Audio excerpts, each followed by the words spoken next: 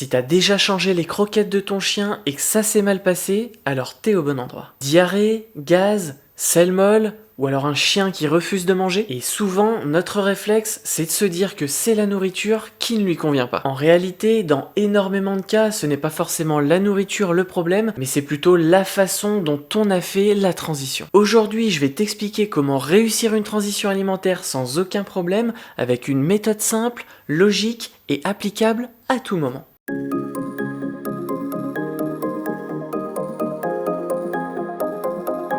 Alors je tiens à préciser tout de suite, je ne suis ni vétérinaire, ni éducateur, ni nutritionniste canin, je ne suis qu'un propriétaire passionné de chiens et je partage ma vie avec mon Shiba Inu Sangha depuis un peu plus de 6 ans. Et tout ce que je vais te dire dans cette vidéo, eh bien ce sont des principes que j'ai systématiquement appliqués lorsque j'ai changé son alimentation. Tu verras, rien de compliqué ici, c'est même super simple, c'est uniquement du bon sens et un petit peu d'observation. Et avant de commencer, on a bientôt atteint le palier des 1000 abonnés sur la chaîne.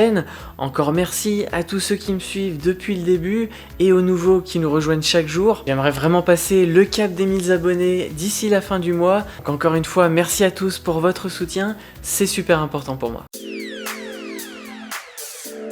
Alors il faut déjà commencer par bien comprendre une chose. Le système digestif du chien est bien plus sensible qu'on ne le pense. Quand tu changes d'alimentation, eh bien tu changes d'un coup les protéines, les graisses, les fibres et parfois même la texture ou voire l'odeur. Et son intestin, eh bien il doit s'adapter à tout ça. Et si tu changes trop vite, eh bien l'intestin n'a pas le temps de s'ajuster et c'est là que les problèmes vont commencer. L'erreur numéro 1 que j'entends un petit peu partout lorsque je discute avec d'autres propriétaires de chiens, eh bien c'est le changement brutal. Une fois que le sac des anciennes croquettes est terminé, eh bien on ouvre le paquet des nouvelles croquettes, on serre le tout dans la gamelle du jour au lendemain. Et c'est typiquement comme ça que ça va mal se passer. Alors ça veut pas dire que les croquettes sont de mauvaise qualité, mais c'est juste que le corps du chien n'a pas eu le temps de suivre. Retenez bien ce point, la base de toute transition alimentaire réussie, c'est le temps. Peu importe la marque, peu importe le type d'alimentation, le temps reste l'élément le plus important.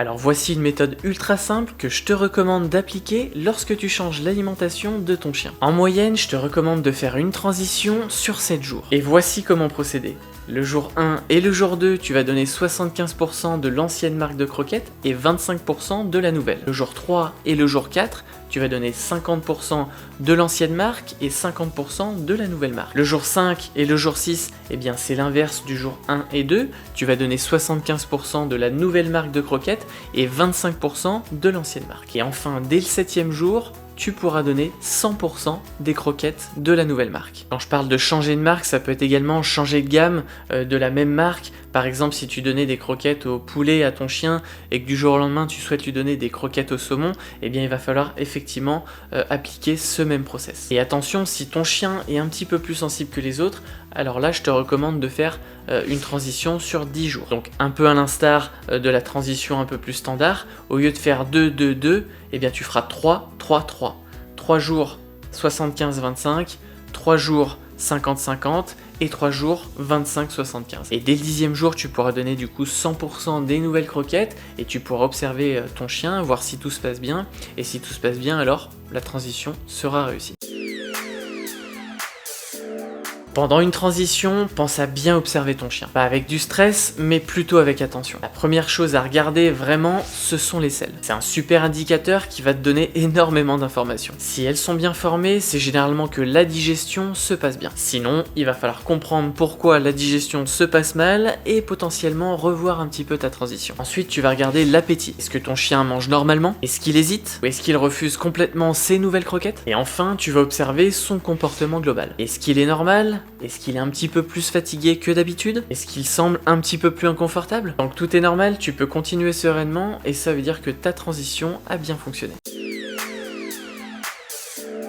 Alors si ton chien commence à avoir la diarrhée et qu'il montre quelques signes d'inconfort, eh bien surtout ne fais pas l'erreur de continuer en espérant que ça va passer. Ce que je fais dans ce cas-là, c'est que je reviens simplement à l'étape précédente. Je stabilise pendant quelques jours, le temps que tout rentre dans l'ordre, et je repars lentement sur une transition classique. Dans la majorité des cas, ça suffit à régler le problème, mais si jamais le problème n'est pas réglé, alors je t'invite à aller consulter ton vétérinaire.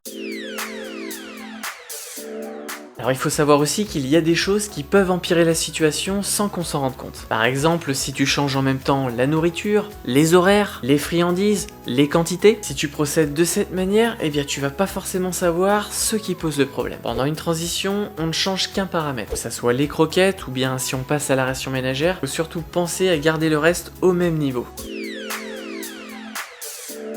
Alors pour te donner un exemple concret de ce que je donne à Sangha, eh bien il mange des croquettes de la marque Franklin et en plus de ça j'alterne un petit peu avec de la ration ménagère de la marque Dog Chef ou de l'assiette de Max et à chaque fois j'ai respecté les périodes de transition alimentaire. Et aujourd'hui, plus aucun souci, ça se passe super bien. Et bien évidemment, je ne mélange pas tout dans la gamelle n'importe comment, je ne mélange surtout pas croquettes et rations ménagères, puisque le temps de digestion n'est pas le même.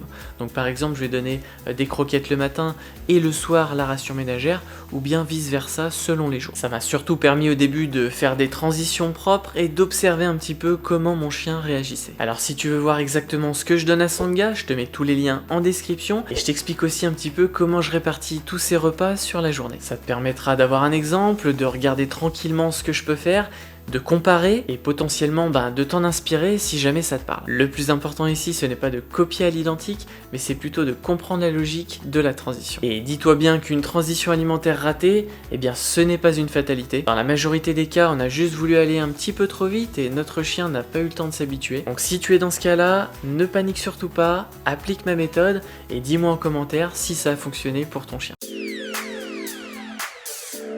Voilà, on arrive à la fin de cette vidéo. Dis-moi également en commentaire si tu as déjà raté une transition alimentaire ou bien donne-moi tout simplement toi ta propre méthode, ça m'intéresse et encore une fois ça peut aider la communauté à s'inspirer. Et bien évidemment pense à liker la vidéo si elle t'a aidé, si tu as appris quelque chose et pense à t'abonner pour ne rater aucune des prochaines vidéos sur le même sujet. Quant à nous, on se retrouve très vite pour la suite et en attendant, prends soin de toi, prends soin de ton loulou et surtout, offre-lui le meilleur.